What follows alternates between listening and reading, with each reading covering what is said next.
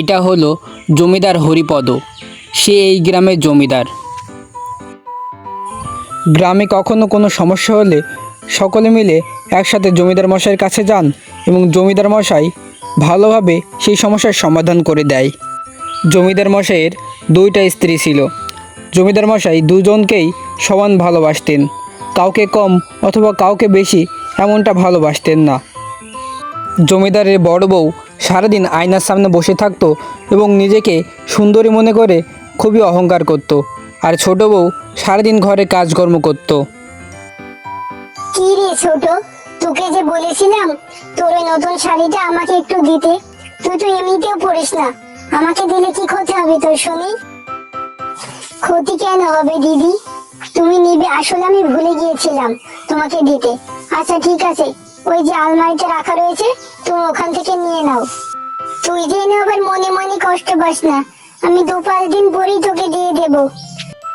না না দিদি, কষ্ট পাবো কেন? তুমি তো আমার আপনজনই, তুমি পড়ো, আমার তাতে কোনো সমস্যা নেই। থাক থাক, তোকে এরা তো আদিক্ষেতা দেখাতে হবে না। যা দেখি ঘরটা একটু ভালো করে পরিষ্কার কর। আর আমার ওই আয়নার উপরে দেখি একটু ময়লা পড়েছে, ওটা ভালো করে ডলে ডলে পরিষ্কার করবি। আদিক্ষেতা কেন হবে দিদি? আচ্ছা ঠিক আছে, আমি তোমার আয়নাটা খুব ভালোভাবে পরিষ্কার করে দেবো।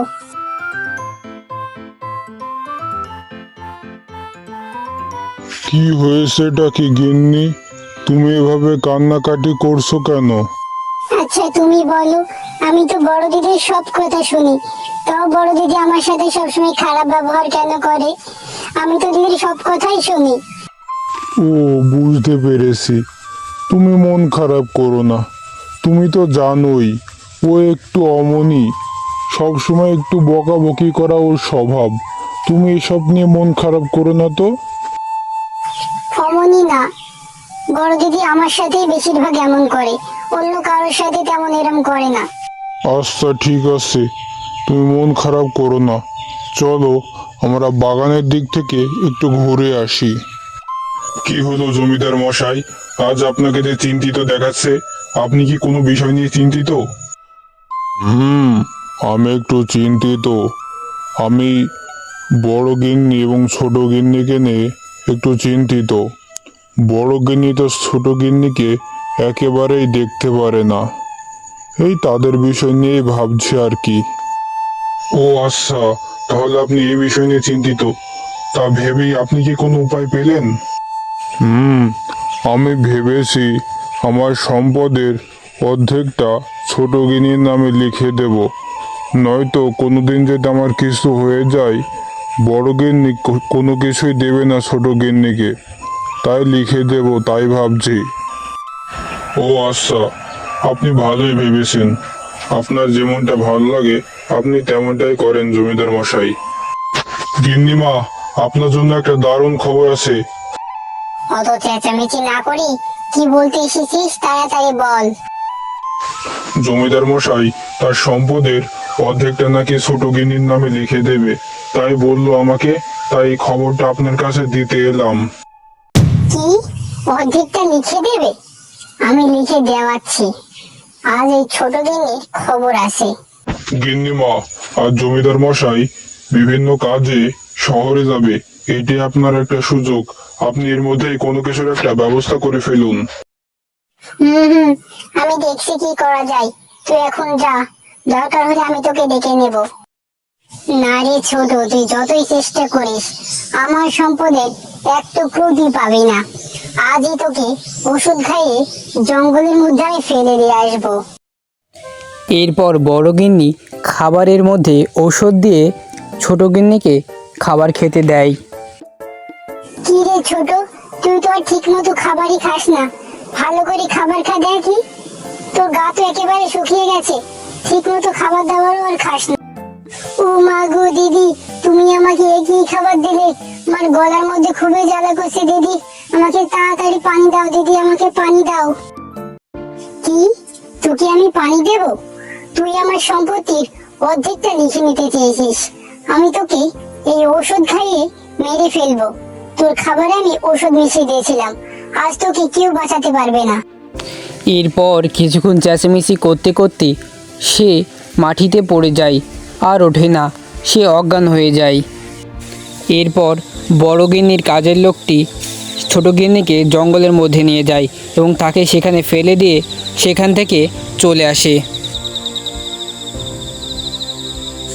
সেই রাতে সে জঙ্গলের পথ ধরে মাহফুজ আসছিল। সে দেখতে পায় দূরে কিছু একটা পড়ে আছে। সেই কাছে যেতেই অবাক হয়ে যায়। উমা, এটা তোমাদের জমিদার মশাই ছোট বউ, তা তার এই হাল করলো কে? এরপর মাহফুজ ছোট গিন্নিকে তার বাড়িতে নিয়ে আসে। বাড়িতে নিয়ে এসে বৈদ্যর দ্বারা চিকিৎসা দেয় এবং তাকে সুস্থ করে তোলে। গিন্নিমা, সেদিন রাতে আপনার সাথে কি হয়েছিল?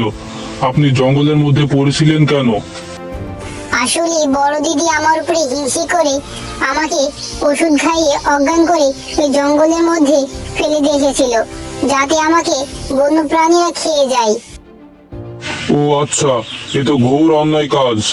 এর জন্য তাকে শাস্তি পাওয়া উচিত। এর মধ্যেই জমিদার মশাইও শহর থেকে কাজকাম সেরে বাড়িতে চলে আসে। কি গো বড় গিন্নি, ছোট গিন্নি কোথায়? তাকে যে দেখছি না, তুমি কি জানো সে কোথায়? আমি কি করে বলবো? তুমি যে সেদিন গেলে তারপর পর থেকেই তো তাকে আর দেখছি না। না জানি কোথায় চলে গেছে, দেখো গা খুঁজে। কি বলছোটা কি? আমাকে না বলে সে কোথায় যাবে? আর তোমরা একটু খোঁজ খবর রাখতে পারো না সে কোথায় গেছে? আমিও তো কারো খোঁজ রাখতে পারবো না। আমি নিজেকে নিয়ে সারাদিন এমনিতেই ব্যস্ত থাকি। আমিও তো কারো খোঁজ খবর রাখতে পারবো না। তুমি যে খুঁজে দেখো তাকে পাও কিনা। যতই চেষ্টা করো না কেন কোথাও খুঁজে পাবে না। তাকে হয়তো এতক্ষণে বাঘে ভাল্লুকে খেয়ে ফেলেছে। কিছু কি বললে তুমি? কই না তো, কিছু বলিনি আমি। এরপর মাহফুজ জমিদার মশাইয়ের বাসায় যায়। জমিদার মশাইকে মাহফুজ সব কিছু খুলে বলে। কি তুই যা বলছিস তা যদি সত্যি হয়, তাহলে বড় গিন্নির কপালে খুবই কষ্ট আছে। চল এখন তোর বাড়িতে চল।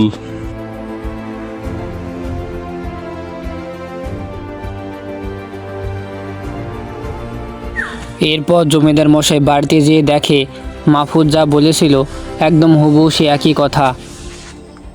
কি গো গিন্নি, তুমি কি সত্যি বলছো? তুমি কি জানো না ছোট গিন্নি কোথায় গেছে? সত্য ছাড়া মিথ্যা বলছি নাকি আমি? আমি সত্যি জানি না সে কোথায় গেছে।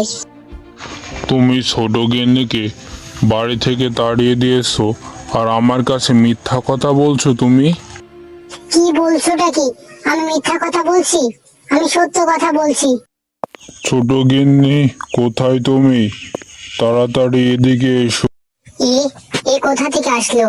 এ মরেনি এখনো, আর এ বেঁচে গেল কিভাবে? শোনো গিন্নি, তোমার মতো মানুষের আমার দরকার নেই। তুমি আজই বাড়ি থেকে বেরিয়ে যাও। এরপর জমিদারের বড় গিন্নি সে বাড়ি থেকে চলে যায়।